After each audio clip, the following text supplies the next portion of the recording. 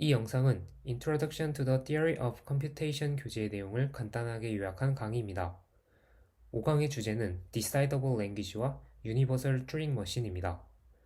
이번 강의가 이 과목에서 가장 중요한 내용을 다루고 있는데 그만큼 어려울 수 있음을 참고하고 들어주시기 바랍니다.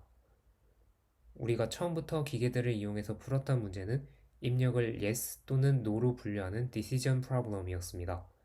즉, decision problem을 푼다는 것은 랭귀지를 decide 할 수 있는 튜링 머신인 decider를 찾는 것이고, 이는 랭귀지에 decider가 존재하지 않는다면 그 decision problem은 풀 수 없는 문제라는 의미가 됩니다. 벤 다이어그램에서 모든 입력에 대해 정지하는 decider가 존재하는 경우에는 decidable language라고 했었습니다.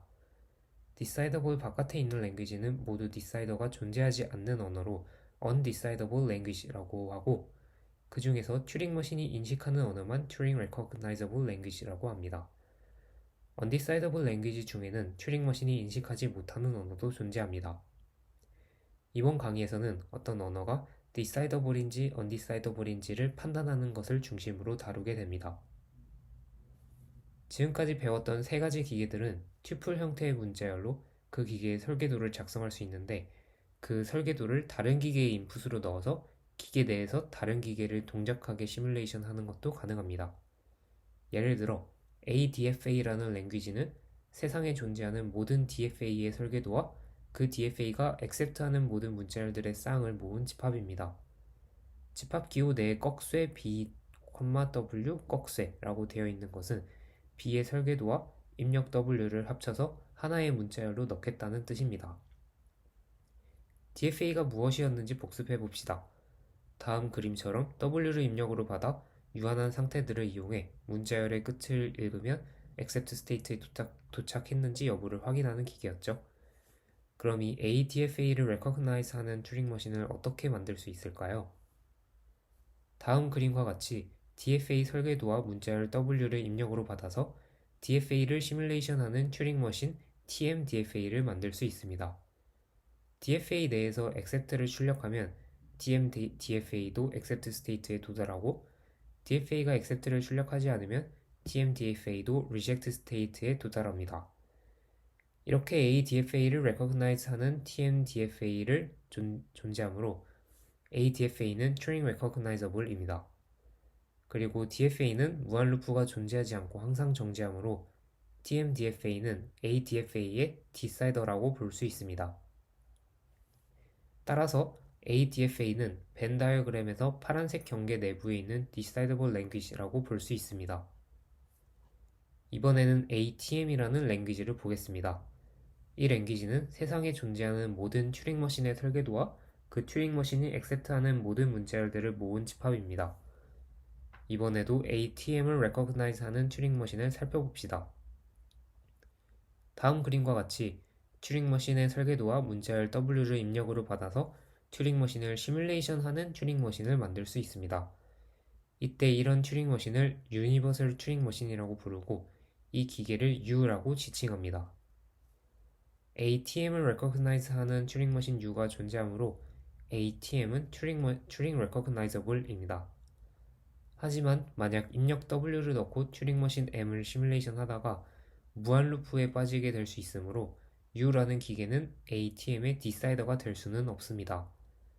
즉, U라는 기계로는 ATM이 decidable인지 아닌지를 판단할 수는 없지만 다른 튜링 머신이 ATM의 decider로 존재한다면 ATM은 decidable이 될 것입니다. ATM의 decider가 존재하는지 여부를 증명하기 위해서는 diagonalization method, 한국어로는 대각화 누법이라는 것을 알아야 합니다. 이는 칸토어가 실수 집합이 셀 수 없는 집합임을 증명하기 위해 고안한 방법인데, 잠시 어떤 내용인지 다루고 넘어가겠습니다. 자연수 집합과 실수 집합은 모두 무한 집합이지만 자연수는 셀 수 있는 카운터블한 무한 집합이고 실수는 셀 수 없는 언카운터블한 무한 집합이라고 합니다. 이에 대한 증명을 하기 위해서 실수 집합이 셀 수 있는 무한 집합이라고 가정해 봅시다. 이 말은 자연수 집합과 1:1 대응인 fn이라는 함수가 존재한다는 뜻입니다. 즉, 자연수 1번에 3.14159, 자연수 2번의 55.55와 같이 하나하나 실수마다 자연수 번호를 매길 수 있다는 뜻입니다. 이번에는 이런 실수를 만들어 봅시다.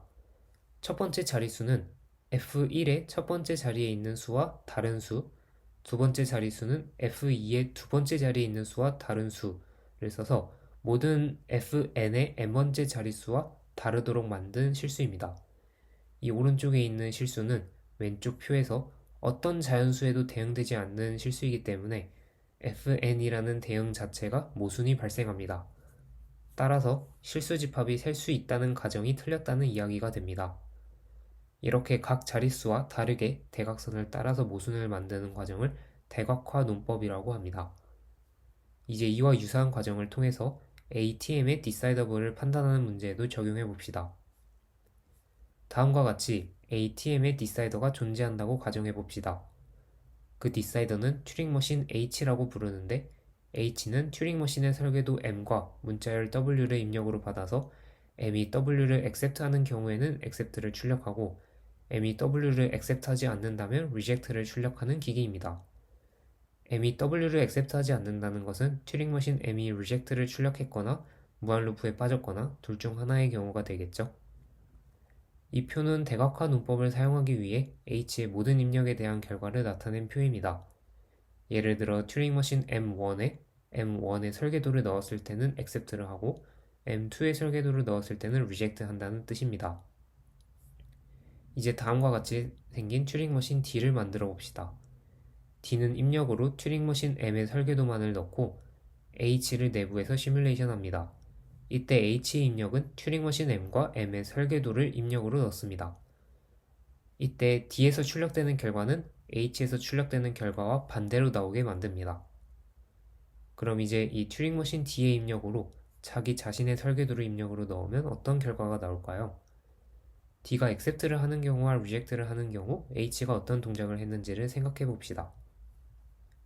D의 출력 값은 아까 H의 동작표에서 대각선을 따라 반대되는 값을 가집니다.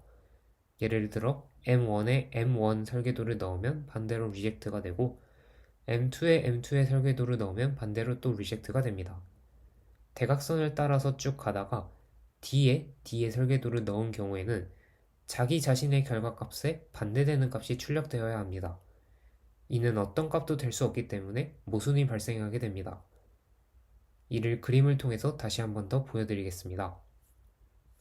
먼저 D가 D의 설계도를 accept한다고 가정해 봅시다.